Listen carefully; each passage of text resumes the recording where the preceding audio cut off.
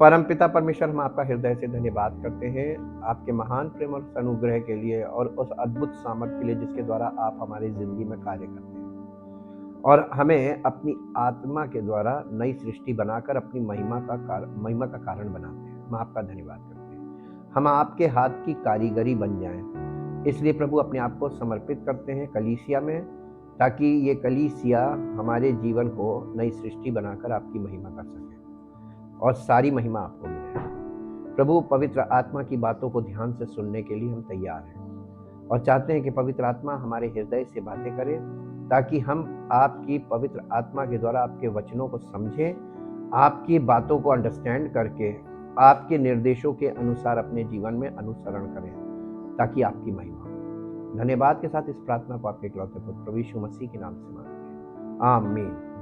Praise the Lord. हम परमेश्वर का धन्यवाद करते हैं क्योंकि अद्भुत अनुग्रहकारी परमेश्वर हम सबके जीवनों में अपनी महिमा प्रकट करना चाहता है और इस कार्य को परमेश्वर अपनी अद्भुत युक्ति के द्वारा पूरा करता है। और वो सिर्फ हमारा उद्धार नहीं करता, उद्धार करने के बाद हमारे जीवन को नई सृष्टि बनाने के लिए कलीसिया में रखता है, कलीसिया से जोड़ देता है। आप यूं कह सकते हैं कि वो हमें कलीसिया में रोप देता है, ताकि हम यहाँ पर बढ़ें और फलवंत हों और हम सबका जीवन उसकी महिमा का कारण बने। आज हम लाइट ऑफ लाइफ एपिसोड 27 में चलते हैं और आज हम बहुत महत्वपूर्ण प्रश्न को अध्ययन करेंगे और वो प्रश्न है कि हम आत्मा के अनुसार कैसे चलते हैं। और ये बहुत कॉस्टली क्वेश्चन है और ये कॉस्टली क्वेश्चन का आंसर हम ढूंढेंगे। हम सभी ने प्रचारकों को ये कहते सुना है, आत्मा को आपकी अगुवाई करने दें या आत्मा को आप पर नियंत्रण करने की अनुमति दें। ये आपने बार बार सुना होगा कि आप पवित्र आत्मा को अलाउ कीजिए कि वो आप पर नियंत्रण करे, आपको कंट्रोल करे और आप पवित्र आत्मा की अगुवाई में चलने के लिए पवित्र आत्मा को समर्पित हो। और इस बात से हैरान रह गए कि व्यवहारिक रूप से इसका क्या अर्थ है। आज तक किसी ने इसको प्रैक्टिकल एप्लीकेशन के रूप में कभी नहीं बताया कि कैसे, जबकि सेवक को पवित्र आत्मा की अगुवाई में खुद चलना है, ताकि लोग उसका अनुसरण करके उसको फॉलो करें। और वो जब वो पवित्र आत्मा की अगुवाई में चलेगा तो सारे लोग उसका अनुसरण करेंगे और उसके पीछे चलेंगे। तो सब लोग पवित्र आत्मा में चल रहे हैं कि नहीं चल रहे हैं? जिस बात को पौलुस ने बोला था कि मैं प्रभु यीशु मसीह की अगुवाई में चलता हूं, तुम मेरे अनुसार चलो, जैसा मैं प्रभु की पवित्र आत्मा के अनुसार चलता हूं। ये इसका उत्तर होना चाहिए। ये आपको ये दिखाने की कोशिश करना चाहता हूं कि इसका उत्तर है, आप अपने हृदय को परमेश्वर में खुश रखकर आत्मा को अपने ऊपर नियंत्रण करने दें। और ये पवित्र आत्मा के नियंत्रण की बात है। एक्चुअली पवित्र आत्मा को अपने ऊपर नियंत्रण अपने ऊपर नियंत्रण करने देते हैं, या इसे दूसरे तरीके से कहें तो आप आत्मा के द्वारा चलते हैं जब आपका दिल परमेश्वर के वायदों में आराम कर रहा होता है।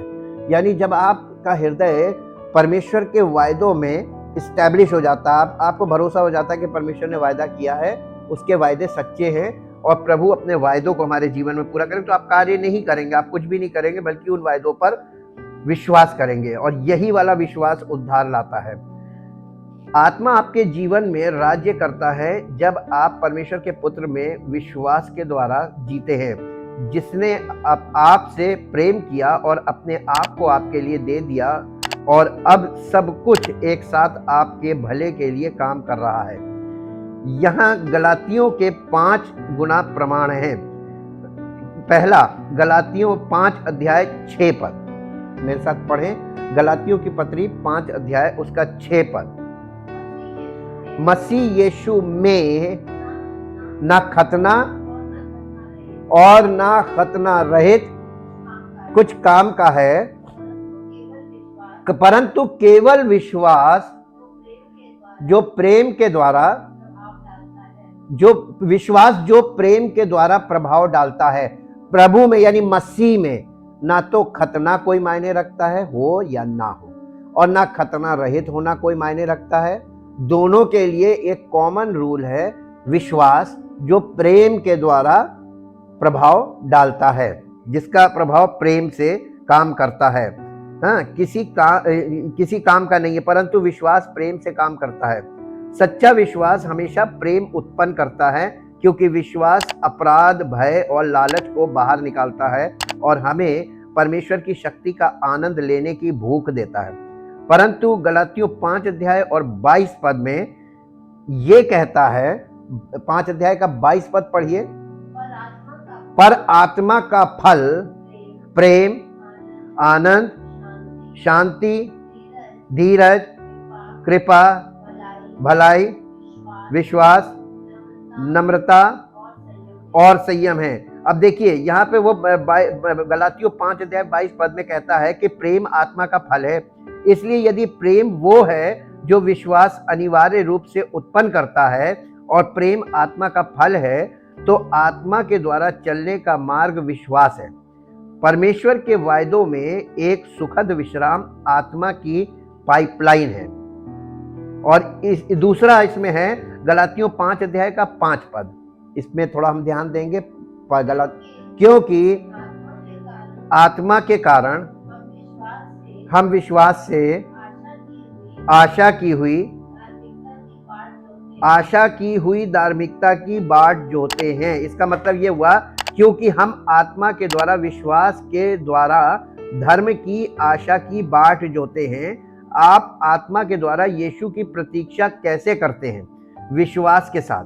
जब आप परमेश्वर में अपने दिल को खुश रखते हैं और उसके वायदों में आराम करते हैं, तो आप आत्मा के द्वारा प्रतीक्षा कर रहे हैं और आत्मा के द्वारा चल रहे हैं। यही आत्मा के द्वारा चलना है। धीरज रखना, ठहरे रहना, ये आत्मा के अनुसार चलना है, यानी आत्मा की बात को अपने जीवन में पूरा करना। तीसरा, गलातियों 3 अध्याय का 23 पद पढ़िए।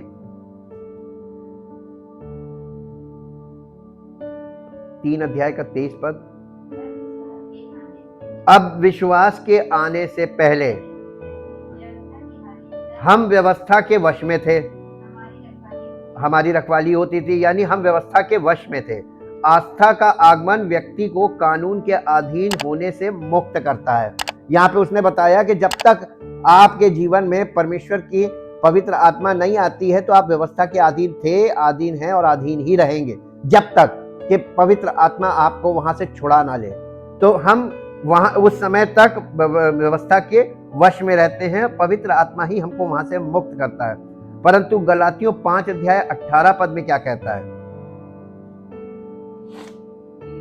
क्योंकि यदि 5 अध्याय का 18 पद, और यदि तुम आत्मा के चलाए चलते हो तो व्यवस्था के अधीन नहीं, यानी छुड़ा लिए गए, तुम्हें छुड़ा लिया, पवित्र आत्मा ने तुम्हें छुड़ा लिया, तुम व्यवस्था के अधीन नहीं हो।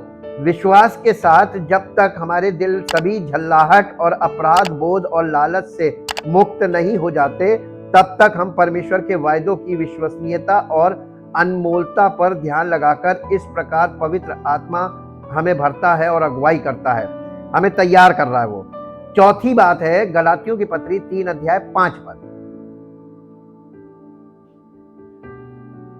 गलातियों की पत्री 3 अध्याय 5 पद। जो तुम्हें आत्मा दान करता है और तुम में सामर्थ्य के काम करता है, वो क्या? व्यवस्था के कामों से या सुसमाचार पर विश्वास से।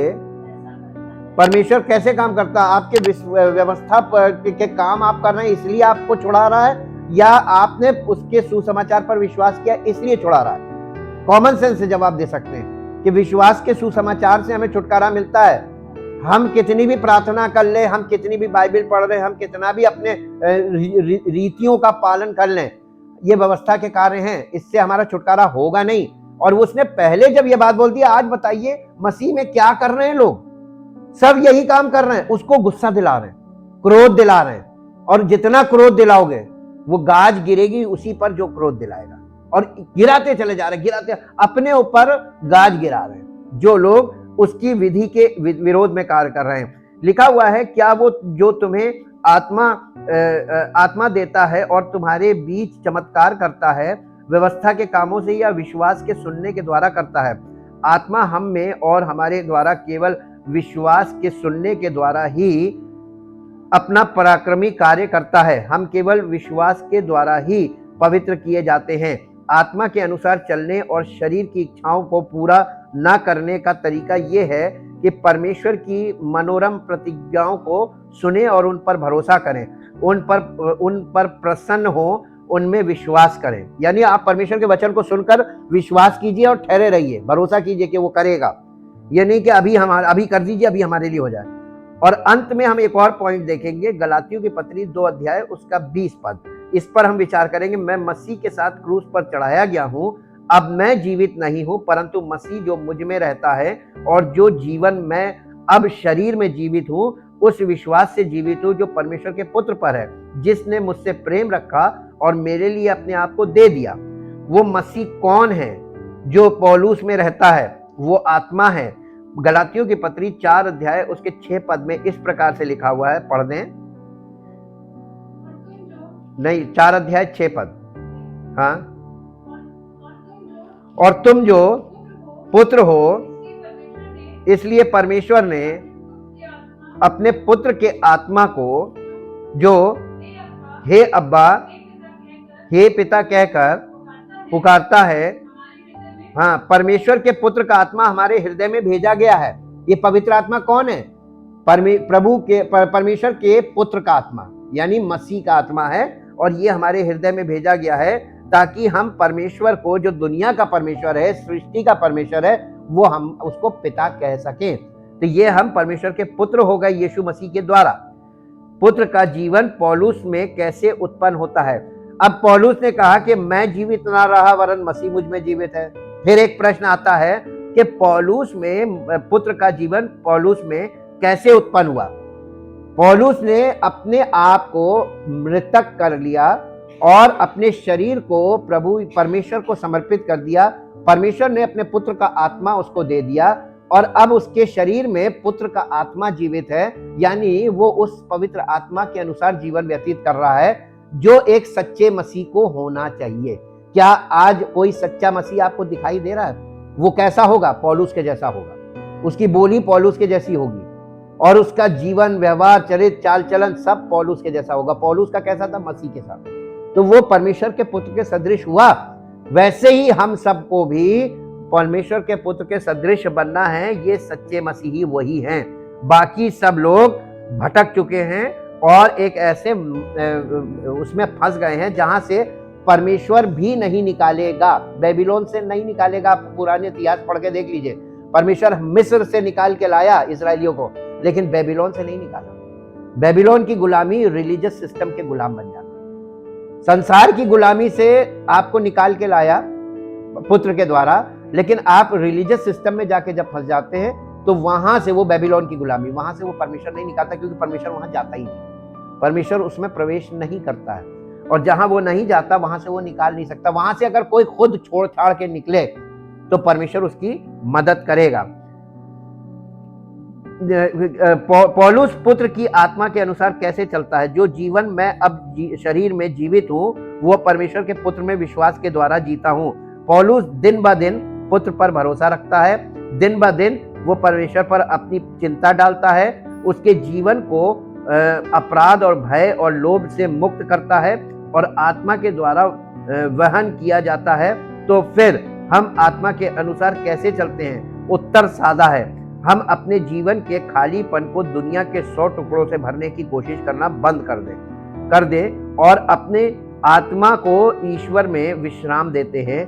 आत्मा आपके जीवन में नवीनीकरण के चमत्कार का काम करेगा जब आप दिन रात उसके अकथनीय वादों पर ध्यान देना शुरू करेंगे और उनमें आराम करेंगे। रोमियो की पत्री उसका 5 अध्याय उसका 13 पद पढ़िए। रोमियो की पत्री 5 अध्याय उसका 13 पद। यहां इस प्रकार से लिखा हुआ है, व्यवस्था के दिए जाने तक पाप जगत में तो था, परंतु जहां व्यवस्था नहीं वहां पाप गिना नहीं जाता था। पाप था लेकिन गिन नहीं सकते थे, क्योंकि वहां कोई कानून नहीं था। जब तक कानून नहीं है आप किसी को सजा नहीं दे सकते। कानून में तय किया जाता है कि कौन सी चीज अपराध है और कैसे करने से अपराध है और उसकी सजा क्या है। तो ये कानून के दिए जाने तक। और फिर दूसरा पत्रस 1 अध्याय का 4 पद, दूसरा पत्रस पहला अध्याय और उसका 4 पद।